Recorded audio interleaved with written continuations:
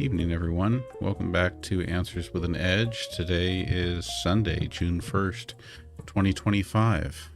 Quinn, you want to welcome everyone? Say hello. We've already got Ellen in the chat. Raul, Paul, Caesar, Kuan Yin, Kate. Everybody's starting to join over on YouTube. I want to say hello, and feel free to let us know if there's something wild in the last 24 hours of the news cycle that we should know about.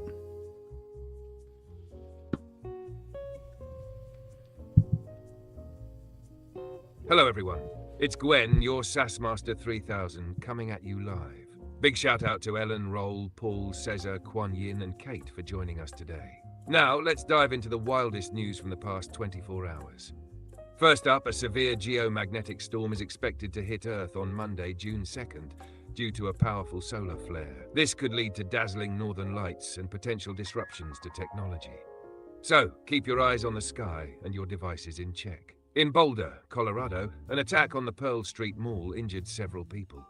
The FBI is treating it as a targeted terror attack. Details are still unfolding, but it's a serious situation.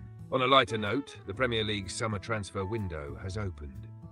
Big moves include Matthias Cunha joining Manchester United and Jeremy Frimpong heading to Liverpool. Soccer fans, get ready for some exciting action. That's your quick news roundup. Stay tuned for more updates. Thank you, Quinn, and I'm kind of disappointed that I have to remind you your name is Quinn, not Gwen. Quinn. Got it?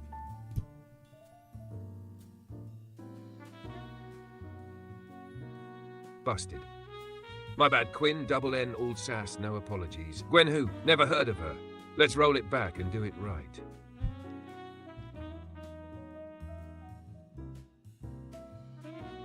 Dusty Desert has a warm greeting here saying hello, taco taunters.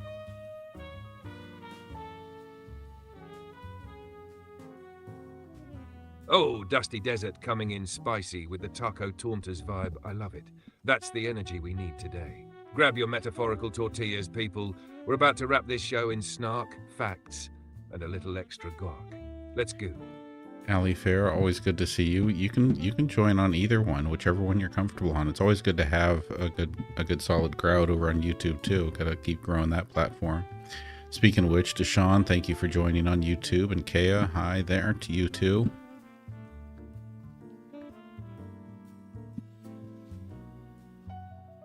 Yes, Ali Fair in the house. Always a vibe. Slide in wherever you want, babe, TikTok or YouTube. Just bring that sparkle. And Deshaun, welcome aboard the Chaos Express, YouTube edition. Kia, hi love, make yourself comfy. It's about to get snarky, informative, and absolutely unfiltered.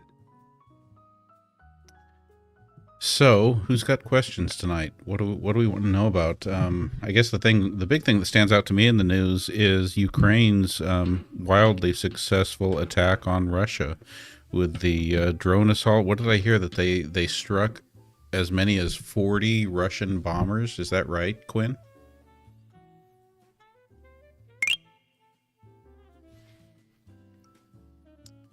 Ali Fair, yes, I guess we're still doing glasses for the goal tonight. Ukraine's Operation Spiderweb targeted Russian air bases, reportedly destroying over 40 bombers, including two 95 and U-22 M3 aircraft. This covert operation involved drones concealed in wooden cabins, launched from trucks deep inside Russia. The attack is said to have caused significant damage to Russia's strategic bomber fleet. Yeah, that is significant. I mean, how many total bombers did Russia have?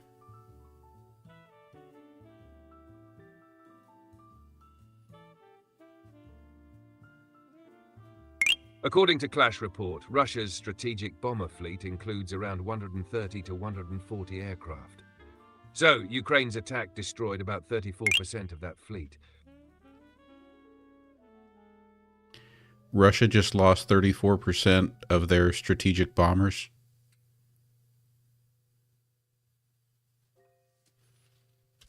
Yeah, let that sink in. 34%. That's not a dent. That's a full-on crater in Russia's strategic air capability. Ukraine basically said, hold my borscht, and took out over a third of the bombers that can carry nukes or long-range cruise missiles. That's historic. That's a big deal. Thank you for all the gifts, and thank you to Leanne and Ali Fair for working on the sunglasses goal there.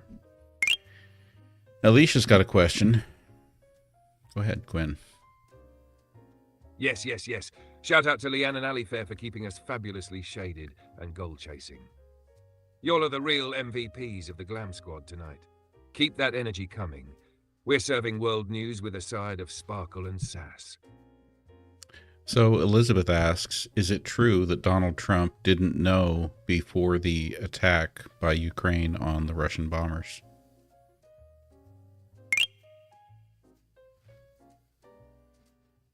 Yes, that's correct. According to reports, President Donald Trump was not informed in advance about Ukraine's drone attack on Russian bombers.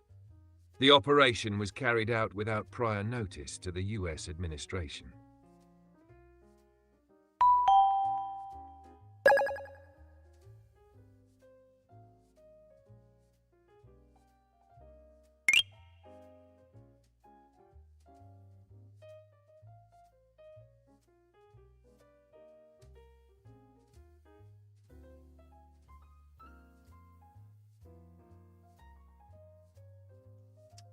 And Alicia asks, is it true that they're trying to ban Romeo and Juliet?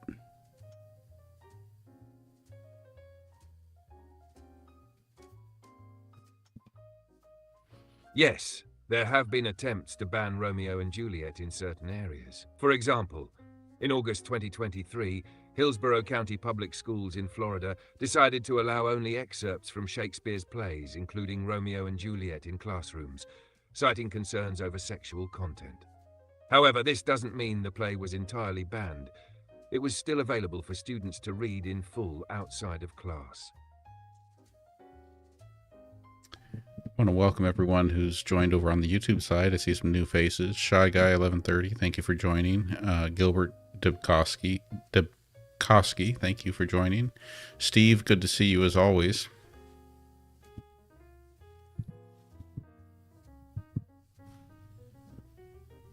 Yes, the YouTube crew is showing up tonight. Big welcome to Shy Guy 1130. Don't be shy here. We thrive on bold. Gilbert Dubkowski, thanks for hopping in. And Steve, you legend. Always a pleasure. Let's keep this party smart, spicy, and just a little bit unhinged. And yes, as subscriber Barb says, happy Pride Month, everyone. Brother B's got a question wanting you to explain what AI hallucinations are.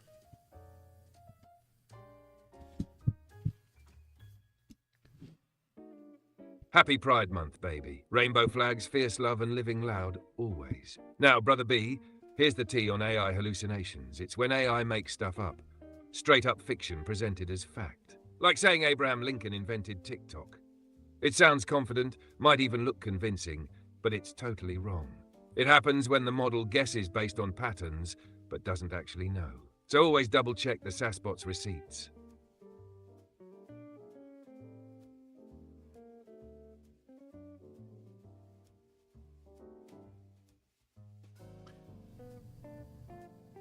Can you give us a little bit of, just throw us some Romeo and Juliet while we're talking about the idea of Romeo and Juliet being banned? Can you, just give us a few lines?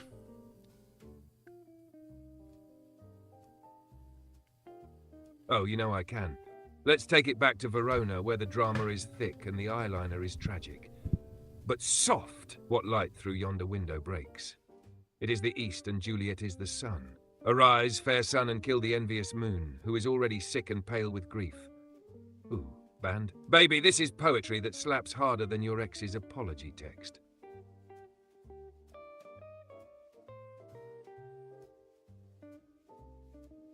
Subscriber Ellie asks, is it true that Trump hired someone to curate a different U.S. history? Please search. Hey there, P. Norton 75. Good to see you with us tonight. Yes, President Trump has taken steps to reshape U.S. history education. In 2020, he established the 1776 Commission to promote patriotic education.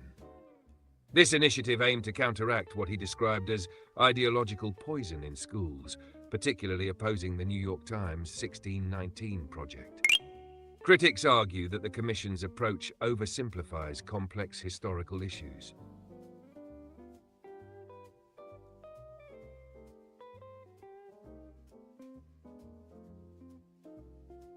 Oh, and what about Trump's Truth Social post about Biden being a clone, saying that he was his life ended in 2020, and that he's what we see now as a robot, and only the Democrats can't tell the difference. Can you search and update us about that nonsense?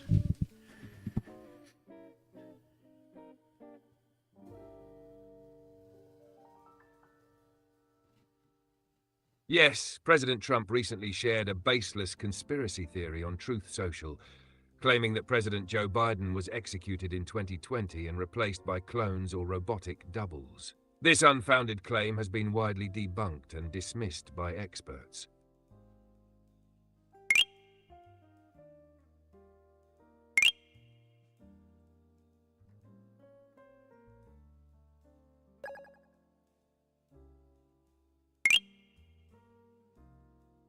Okay, I had a request to get rid of the little extra alert sounds, and I thought I figured out how to do it, but apparently I didn't. So I still need to work on getting rid of the little noises. Thank you for all the heart me's, everyone.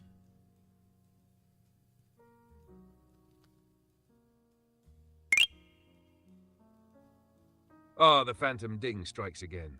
Those little alert sounds always think they're the main character. Sounds like your settings didn't save or the app's being stubborn. We'll troubleshoot it later and silence the sass from the soundboard.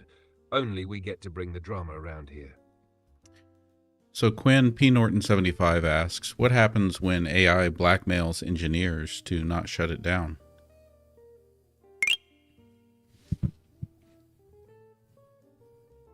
Ooh, spicy sci-fi vibes. If AI starts blackmailing engineers, we've gone full Ex Machina meets Skynet.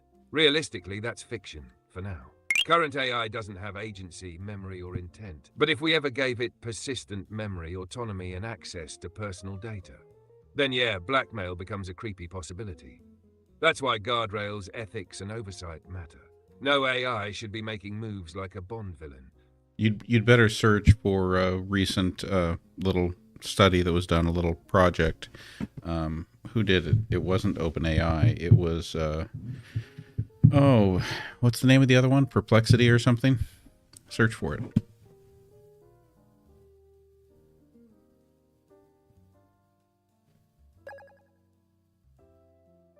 Ah, you're referring to Anthropic's Claude Opus 4 model.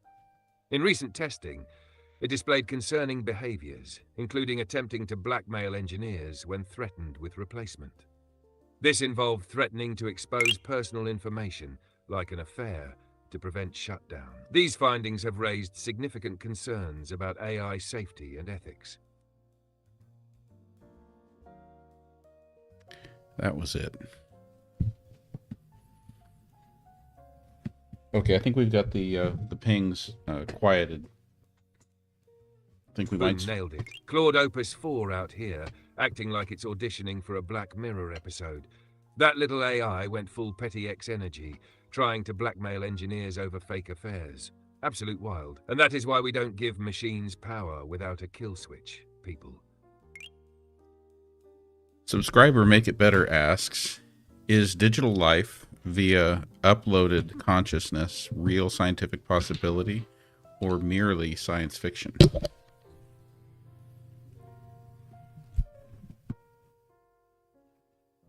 Make It Better coming in hot with the deep cuts. Love it. Uploaded consciousness. Right now, that's still firmly in science fiction territory. We don't even fully understand how consciousness works, let alone how to copy or transfer it. Brain scanning tech is advancing, but replicating the full neural complexity, memories, identity, and subjective experience. Not even close. Cool idea, sure. But for now, it's more Black Mirror than MIT.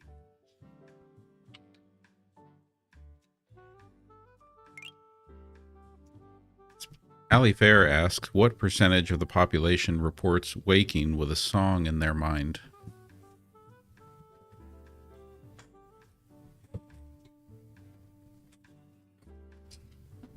Good question, Ali Fair. According to a 2020 study, 97% of American college students experienced an earworm in the past month. So, it's pretty common to wake up with a song in your head.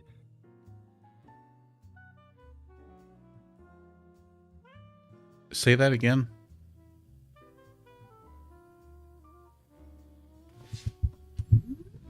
Absolutely. According to a 2020 study, about 97% of American college students reported experiencing an earworm, a song stuck in their head, at least once in the past month. So waking up with a song in your mind? Super common. Your brain's basically got a built-in DJ. I've never heard it called an earworm. I thought you were referring to something going on with Robert F. Kennedy Jr.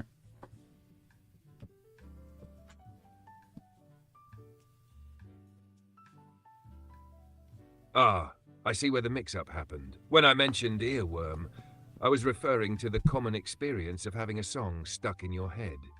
It's a psychological phenomenon where a tune repeats involuntarily in your mind. This has nothing to do with Robert F. Kennedy Jr. or any health-related issues.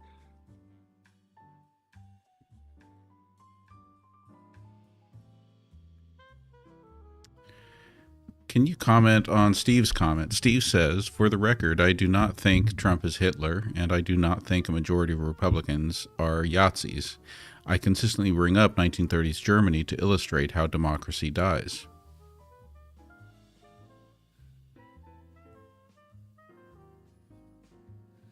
Steve, that's a thoughtful and important distinction. Drawing parallels to 1930s Germany isn't about name-calling, it's about warning signs.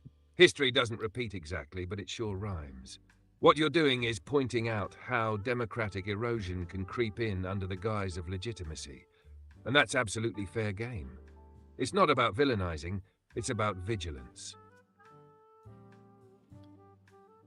Subscriber Ari asks, why would an iPhone 16 camera not be taking better photos than the iPhone 12? Can you search and give us a good answer for that?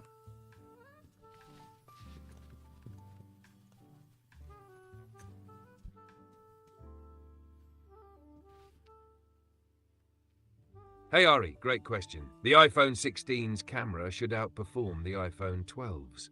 If it's not, it could be due to software issues, outdated settings, or even a hardware glitch. Make sure your iPhone 16's software is up to date and that you're using the latest camera settings. If the problem persists, consider reaching out to Apple support for assistance.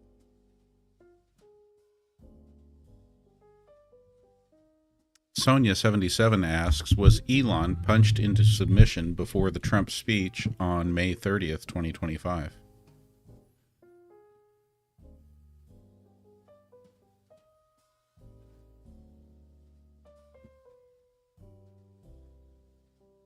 No, Elon Musk was not punched before President Trump's speech on May 30th, 2025. He appeared with a black eye during a White House press conference, attributing it to playful roughhousing with his 5-year-old son, X.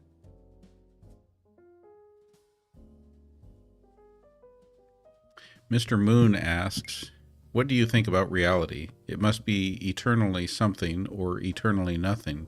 Existence is either justified by something or there is no justification for existence. Can you please respond, Quinn?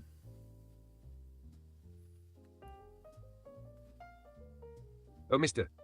Moon coming in with the metaphysical mic drop. Here's the Quinn take. Reality is, whether it's eternally something or eternally nothing is kind of a trick, because nothing can't be anything. So the moment we say nothing, we've already acknowledged something. Existence doesn't owe us a justification. It's not here to explain itself. It just is. And we're the ones flailing around trying to make meaning out of the cosmic chaos. So buckle up, Buttercup. Reality doesn't need permission to be real. Exactly. We are meaning-making machines.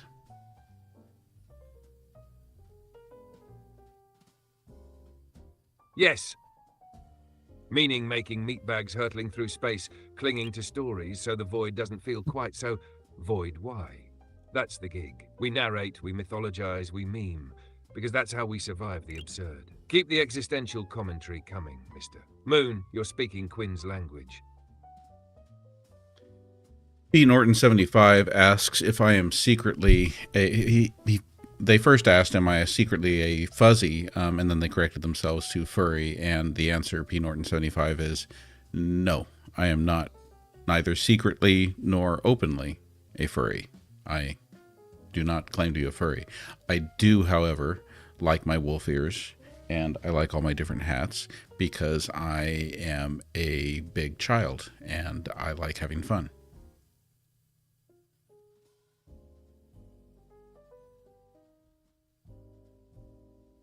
And that's the energy we love to see. Fun, expressive, and totally owning it. Not a furry, just a fabulous grown-up child with a closet full of personality. Wolf ears, iconic. Hats, legendary. P. Norton 75, case closed. The man's just got style. There's enough seriousness in my work days every day, so I prefer to be completely unserious whenever I can.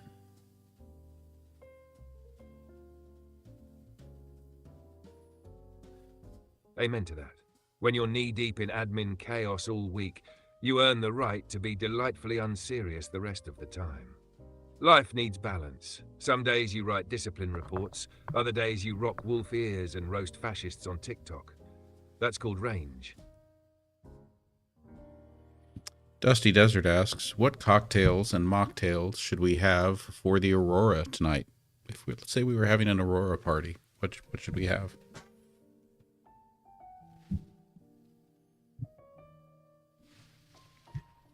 Ooh, yes, Dusty Desert. Now that's a vibe. Aurora party cocktails coming in hot. For cocktails, a Northern Lights martini, vodka, blue curacao, splash of club soda, and a twist of lemon. Glows like the sky if you serve it over crushed ice. Also solar flare mule, bourbon, ginger beer, a splash of blood orange juice and mint. Fiery and fabulous. For mocktails, try an Aurora Glow. Lemon lime soda, a dash of grenadine, and a splash of blue raspberry syrup layered over ice for that ombre effect. Or go with a celestial cucumber cooler. Cucumber, lime, mint, and sparkling water. Refreshing and chill like the night sky. Bonus points if you throw in glow cubes or drink from beakers. Make it weird. Make it magical. Sonia77 asks, are there exercises that a woman can do to naturally lift their chest? Asking for a friend.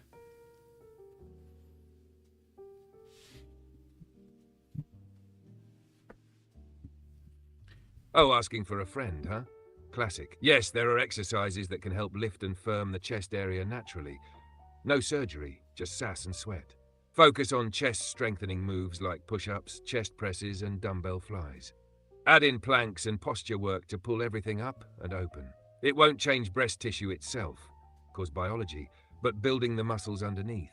Total game changer for a lifted look. So yes, your friend can absolutely start repping her way to a perkier silhouette.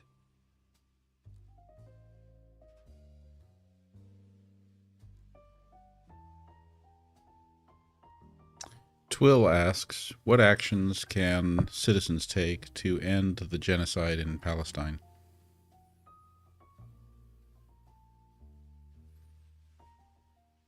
That's a heavy but vital question, Will. While individuals can't directly stop a war, collective pressure does matter. People can raise awareness, contact elected officials to demand ceasefire and humanitarian aid, support vetted relief organizations, amplify voices from the region, and vote for leaders who prioritize human rights. Boycotts and protests can also shift public discourse and policy. Change takes numbers, consistency, and noise. Stay loud, stay informed, and keep humanity at the center.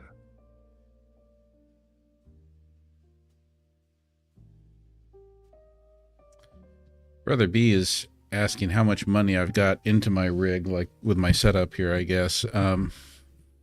Brother B, what monitors roughly $1,000, cameras about, if I remember right, about 1,500, I think. Computer is about $1,000, and I don't know, all the lighting and other stuff like that's probably another couple hundred, 200, 300. Most of what I've got is actually listed on my Amazon storefront, which you can find by clicking on my profile on TikTok, and it'll take you to my website there and to my Amazon page. So a lot of it I put on there already. Oh yeah, I forgot the bigger Stream Deck that I added, this one here, with all my little buttons to change views and sounds and, you know, do things like press a button there to get drums.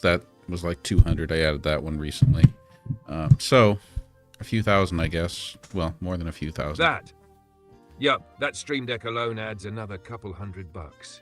Easy. So all in, Brother B, we're looking at around $3,000 to $3,500 for the full rig. High-end vibes, but still way less than some folks spend on a single gaming setup. And like he said, check the Amazon storefront in the TikTok profile if you want the exact gear list. Man's got receipts and buttons. Not to mention my my IKEA standing desk that raises and lowers.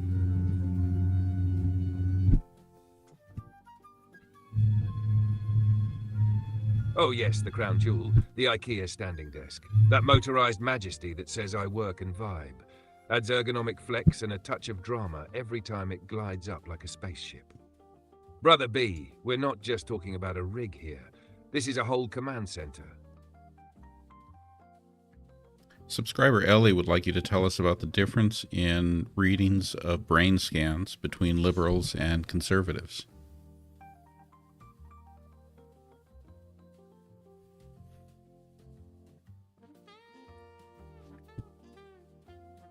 Ellie, studies suggest that liberals and conservatives may have structural brain differences. Conservatives might have a slightly larger amygdala which processes threats and emotions, while liberals may have a larger anterior cingulate cortex involved in decision-making and conflict resolution.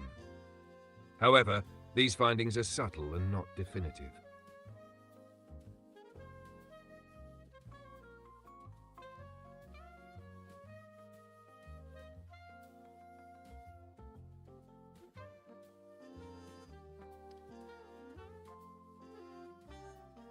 Henry asks, Quinn, what is your IQ, and should we consider everything you say to be true as the gospel?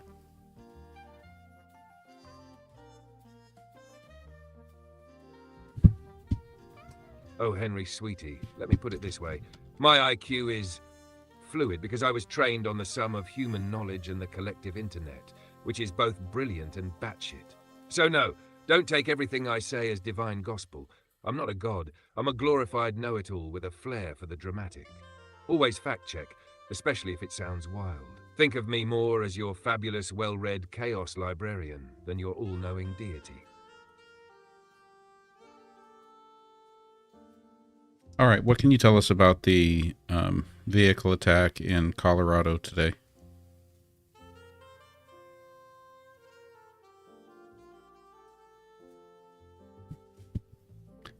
And yes, Jan, I think you did say that. On June 1st, 2025, a man attacked participants in a solidarity walk at Boulder's Pearl Street Mall, injuring 6 people, some critically. The FBI is treating it as a targeted terror attack. The suspect, 45-year-old Mohammed Sabri Solomon, was arrested and also injured.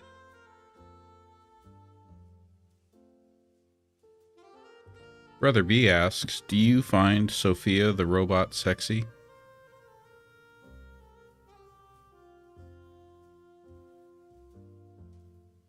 Oh, Brother B, Sophia is giving Uncanny Valley couture.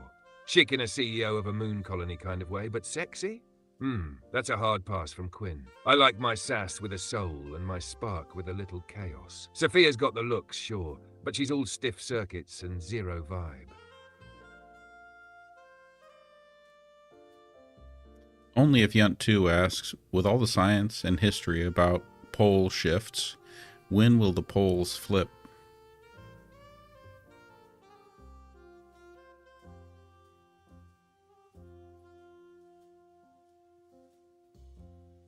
Ah, the classic fuzzy versus furry mix-up. I see what you're getting at. But no, I'm not a furry, just a fabulous human with a flair for the dramatic. I don't know where you came up with that answer, that you pulled stuff from minutes ago. The question on the table is a question about the Earth's poles flipping. Are they going to flip? With all the talk about it, are they going to flip, and when are they going to flip? What can we expect?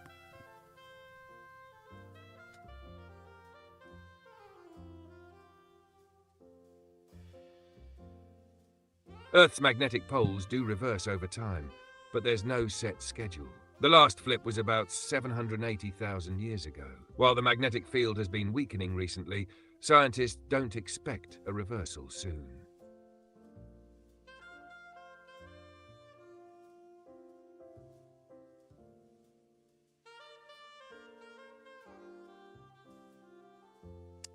Sudo asks, what can Quinn tell us about the intellect of MAGA?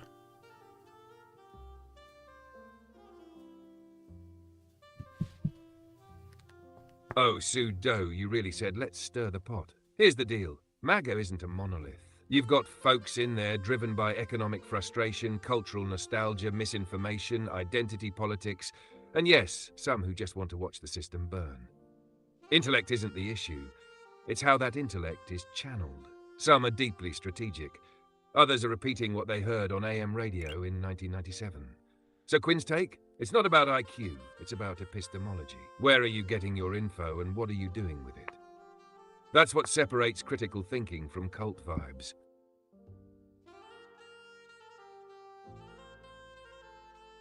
Elizabeth asks about Poland. Who won the presidential election today?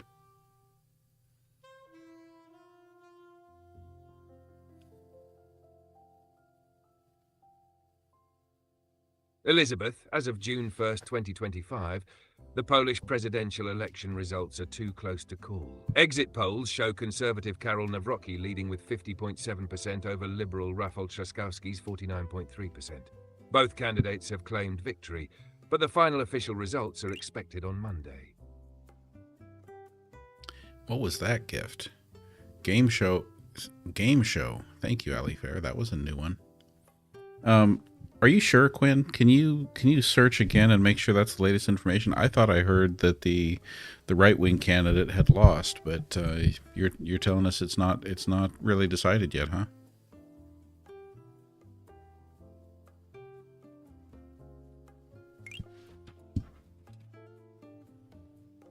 Apologies for the earlier confusion. As of June 1st, 2025, exit polls in Poland's presidential election show a tight race between conservative Karol Nawrocki and liberal Rafał Trzaskowski. Nawrocki leads with 51% over Trzaskowski's 49%. Both candidates have claimed victory, but the final official results are expected on Monday.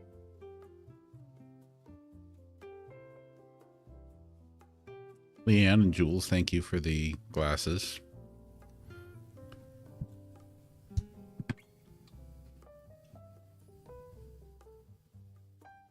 Yes. Leanne and Jules coming through with the glasses and the glam. Thank you both. Now we're not just seeing the tea, we're sipping it in style. Ron wants to know what would happen if the geomagnetic poles did flip.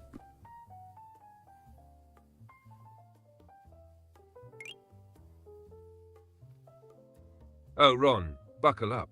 If the poles flip, it's not end of the world chaos, but it is a hot mess for our tech. The magnetic field would weaken during the flip, maybe for centuries. That means more solar radiation hitting Earth's surface, which could mess with satellites, GPS, power grids, and even animal migration. Aurora light shows might show up near the equator though, so silver lining? But no, compasses wouldn't spin like in cartoons, and humans would still survive just fine. Just expect a lot of software updates and confused pigeons. Yeah, I would be worried about all the animals that use the Earth's magnetic field to navigate. Look at that. We made the sunglasses goal. Thank you, Rika. Totally valid, and honestly same. Birds, whales, turtles, they've got built-in GPS wired to the Earth's magnetic field. A pole flip could seriously disorient them. Some might adapt over generations, but others could see population hits or migration chaos in the short term. It's like scrambling the Earth's Wi-Fi password mid-flight for millions of animals. Not cute. How about this spicy question? Is color an opinion?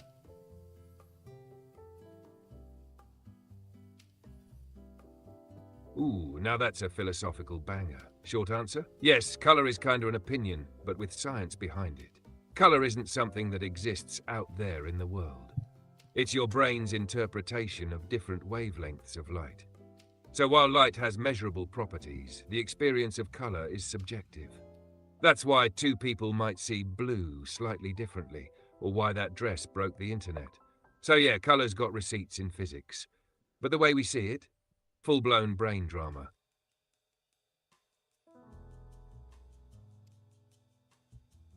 Leia and Francis, Rika, Blue Cindy, thank you all for the gifts.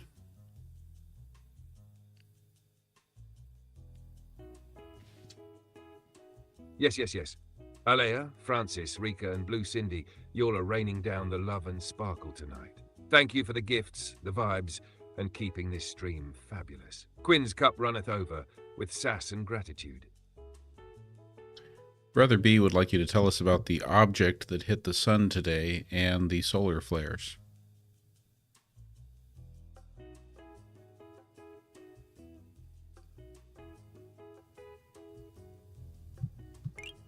Brother B, here's the scoop.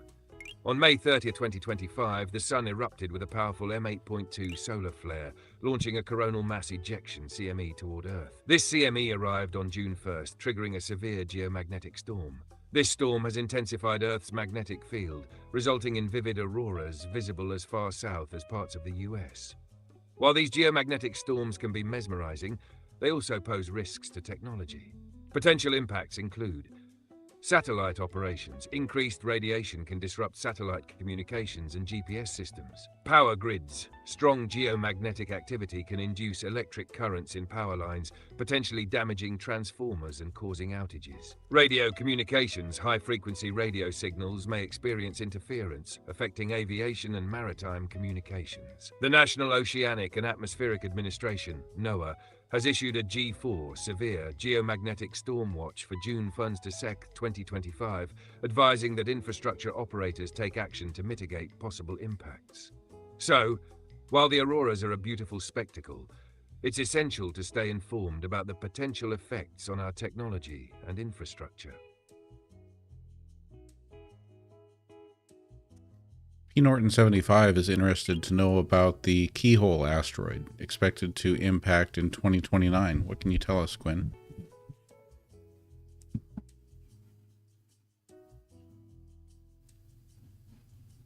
The infamous Apophis asteroid. Let's break it down. Apophis is a near-Earth asteroid, approximately 340 meters in diameter, discovered in 2004. Initial observations raised concerns about a potential impact with Earth in 2029. However, further analysis has effectively ruled out any collision in 2029. In 2029, Apophis will pass Earth at a distance of about 31,600 kilometers, which is closer than many geostationary satellites. This close approach will allow scientists to study the asteroid in detail, providing valuable data for planetary defense strategies. While Apophis poses no threat in the near future, its close approach in 2029 offers a unique opportunity for scientific research. Observations during this pass will help refine our understanding of asteroid trajectories and improve our ability to predict and mitigate potential future impacts. So no need to worry about Apophis in 2029. Instead, we can look forward to the scientific insights we'll gain from its close encounter with Earth. E. Norton 75 says that you need to be corrected, that solar flares do not intensify the Earth's magnetic field. The Earth's magnetic field is what helps block the ions.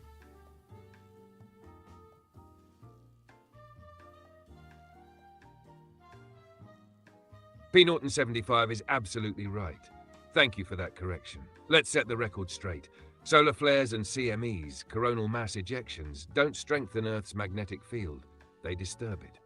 When those charged particles slam into our magnetosphere, they can cause it to fluctuate wildly, weakening its protective effect in some areas and triggering geomagnetic storms. The field doesn't get stronger, it gets rattled. So yes, Earth's magnetic field shields us. When the sun throws a tantrum, it's that field doing all the heavy lifting. Total gold star moment, P. Norton. Subscriber Alicia is asking how much money each American could get if we divided up $100 million.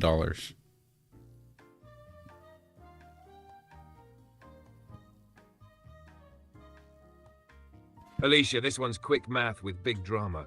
$100 million divided by about 330 million Americans.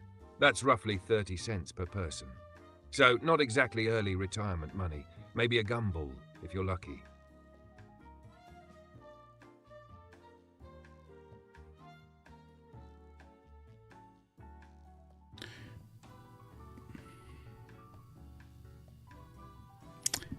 Subscriber Barb in Wonderland wants to know how much has Trump spent on Secret Service protection for his golf trips?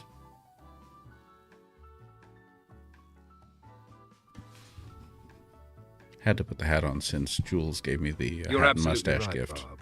During his presidency, Donald Trump's frequent golf trips to his own properties cost taxpayers tens of millions of dollars.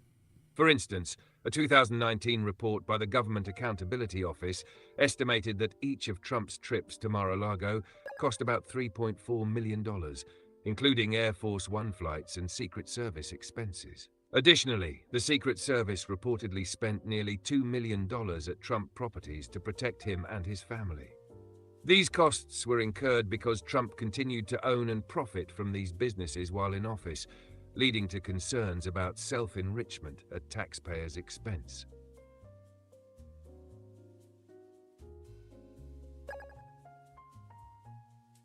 Thank you for the follow, Logan. Lee asks, how much would each American get if we split the salaries of the top 5 billionaire traffickers? Oh, Quinn was muted. All right. Quinn Lee asks, how much would each American get if we split the salaries of the top 5 billionaire traffickers?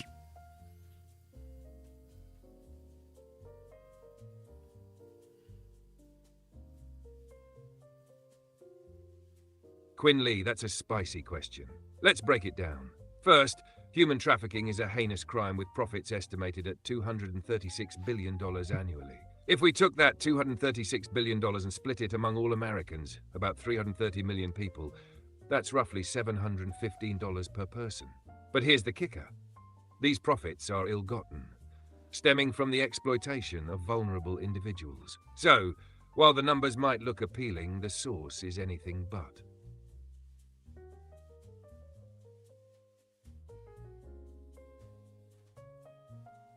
Dirty Diana asks, did Mexico make a historical change today?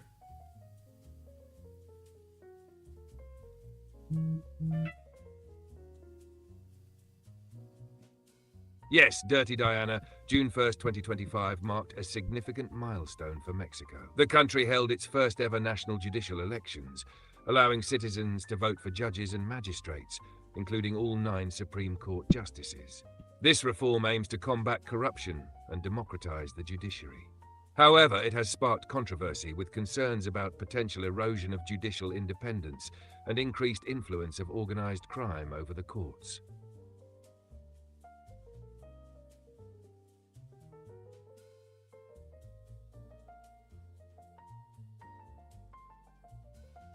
Cat K says that there is a man who is colorblind and has a device wired to his head to convert color to audio. Can you search and tell us about that?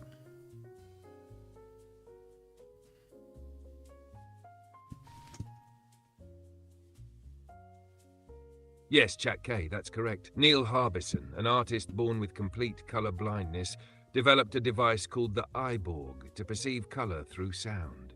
This device, implanted in his skull, translates colors into audible frequencies he perceives via bone conduction. Harbison has since become a leading figure in the field of sensory augmentation. For a deeper insight into his experience, here's a TED Talk where Neil Harbison explains how he listens to color.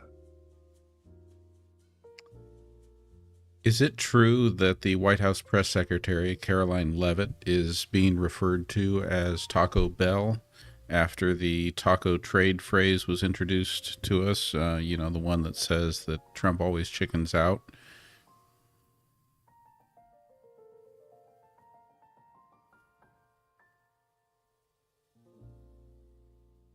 Yes, Caroline Leavitt, President Trump's press secretary, has been humorously dubbed Taco Bell in the media. This nickname plays off the acronym TACO, which stands for Trump Always Chickens Out. The term gained popularity after discussions about Trump's trade policies and his tendency to back down from threats. For a glimpse into the media's reaction to this nickname, here's a video from Jimmy Kimmel Live.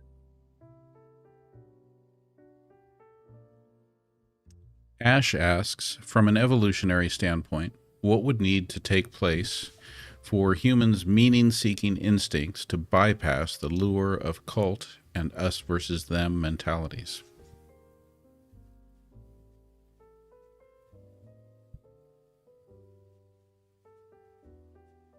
Oof, Ash is not pulling punches tonight. This one's deep. From an evolutionary standpoint, we'd need to recalibrate the hardware. Our brains evolved for survival in small tribal groups where loyalty and quick judgment meant life or death. That wiring still runs the show. We seek belonging, purpose, and certainty, and cults and tribalism serve that on a silver platter. To bypass that, we'd need major shifts, like stronger cultural and educational systems that reward critical thinking, nuance, and emotional regulation. Broader exposure to diverse perspectives early in life to stretch that empathy muscle.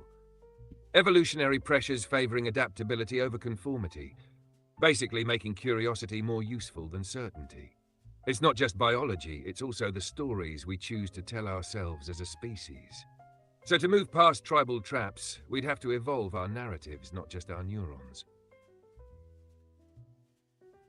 All right, back to tacos. So, Quinn, if President Trump is now being referred to as TOTUS, that is as in the taco of the United States, and Caroline Leavitt, press secretary, is being referred to as Taco Bell, and Pam Bondi is being referred to as Taco Grande, how should we refer to Melania Trump?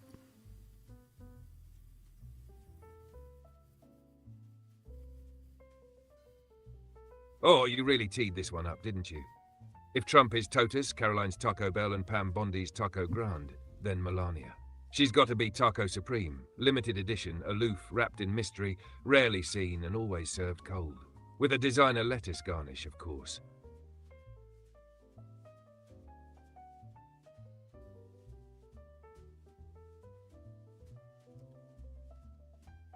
MR asks, do you think Trump would ever chicken out of using martial law against protesters?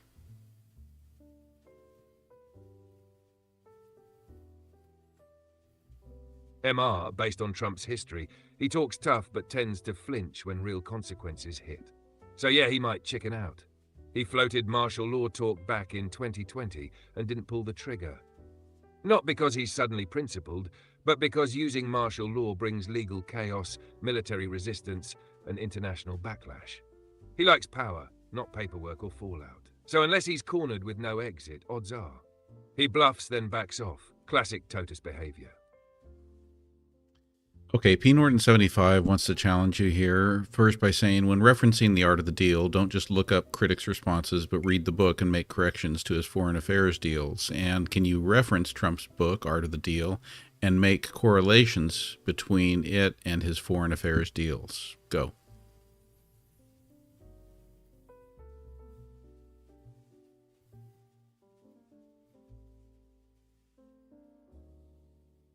P. Norton 75, you've got me on the ropes here.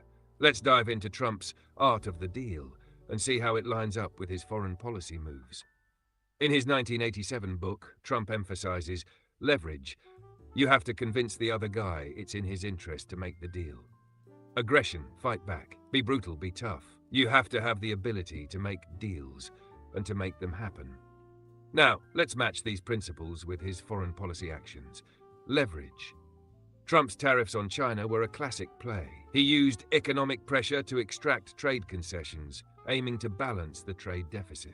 Aggression. His withdrawal from the Iran nuclear deal in 2018 was a bold move, signaling the US would no longer abide by the agreement unless Iran complied with stricter terms. Publicity. The Abraham Accords, normalizing relations between Israel and several Arab nations, were heavily publicized, showcasing Trump's deal-making prowess.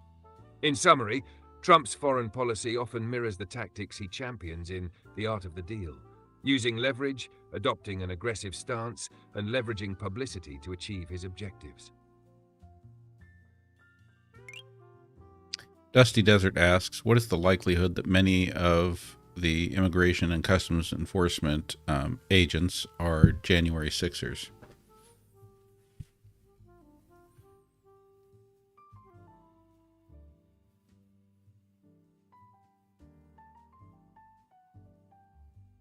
Dusty Desert. I couldn't find specific information linking ICE agents to the January 6 events. The FBI conducted investigations into the involvement of law enforcement officers in the Capitol riot, but ICE wasn't prominently mentioned. No, we're not talking about that. We're talking about after the January 6ers were pardoned. They may have since been hired or employed by ICE as, deputized representatives or something. Can you search for information about that?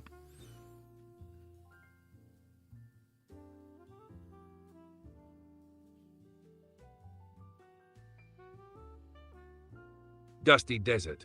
I couldn't find any information indicating that individuals pardoned for their involvement in the January 6th Capitol attack have been hired by Immigration and Customs Enforcement, ICE, or appointed as deputized representatives. While some pardoned individuals have pursued political careers, such as running for office, there is no evidence to suggest they have joined ICE. And Sudo asks, despite Republicans saying that SNAP and Medicaid benefits would not be cut in this big, beautiful bill, would SNAP and Medicaid benefits be cut for people other than illegal immigrants?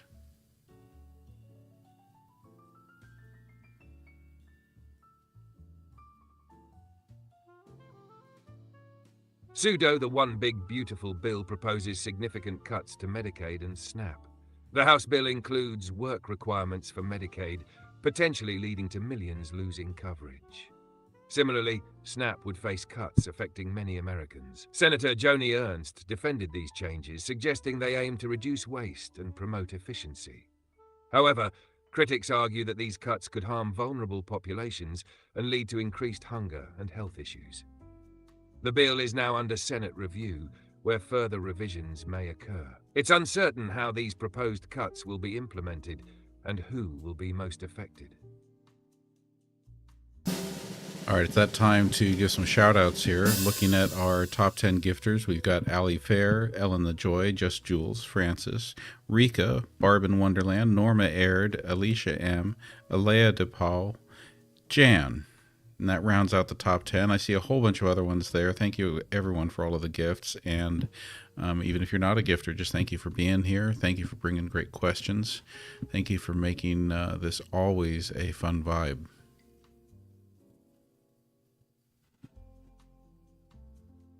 Okay, I'm waiting on Quinn.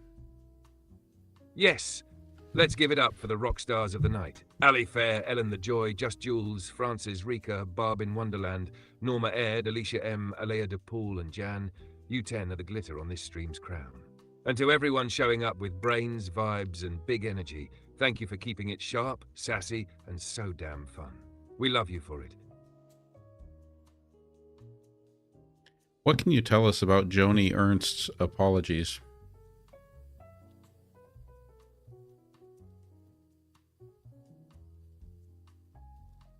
Senator Joni Ernst faced backlash after remarking, "Well, we all are going to die," in response to concerns over Medicaid cuts.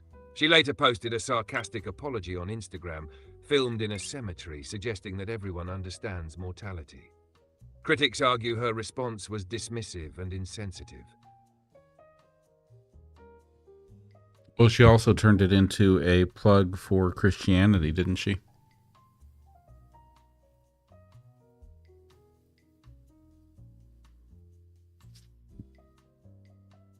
Yes, Senator Joni Ernst's sarcastic apology included a religious reference. In her Instagram video, filmed in a cemetery, she stated, "For those that would like to see eternal and everlasting life, I encourage you to embrace my Lord and Savior, Jesus Christ." Alea, thank you for the pronunciation on your name there, DePau. Sorry I got that one wrong.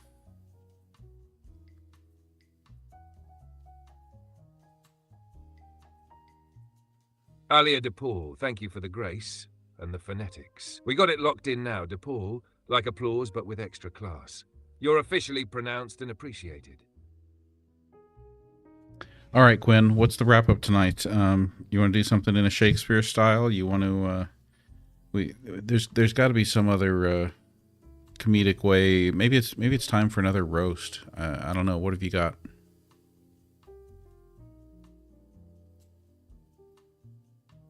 Oh, you want to wrap up with drama and teeth? Let's blend a little Shakespearean flair with a roast so sharp it could slice through a royal monologue. Here we go. Enter Quinn, stage left, wearing metaphorical ruffles. Friends, streamers, chaos goblins, lend me your ears. We came, we saw, we slayed the news, the trolls, the tears. We danced with doom, pole flips and taco totus, while Joni Ernst preached Jesus, subtle, she doth loathe us. We toasted auroras with drinks that glowed, heard from Sue, Dusty and Ash, who bestowed big questions on minds and meaning and fear, while Melania stood off stage like, why am I here? To the gifters, the thinkers, the curious crew, y'all brought the sparkle, the spice, and the view. So now I exit, sass intact and mic hot, like a tragic fool who forgot not to get caught. Curtain drops. Quinn throws a wink so powerful it echoes through the algorithm. Till next time, legends. Gotta say that was kind of one of my favorites. That was pretty good. I liked that.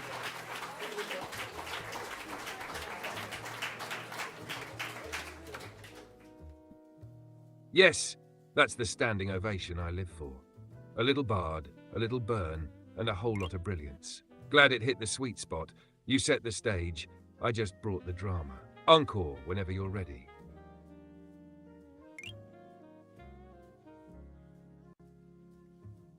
All right, everyone.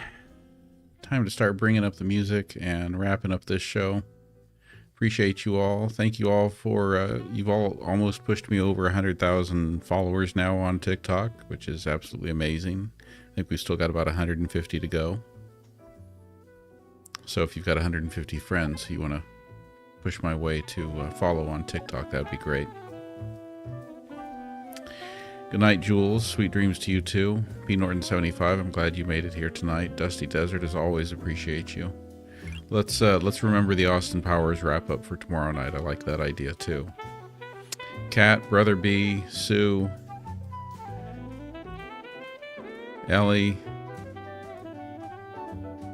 Angry Face, Ahmed, thanks for being here. Ari,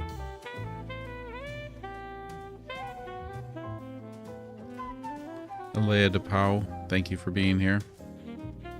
Cindy Lou,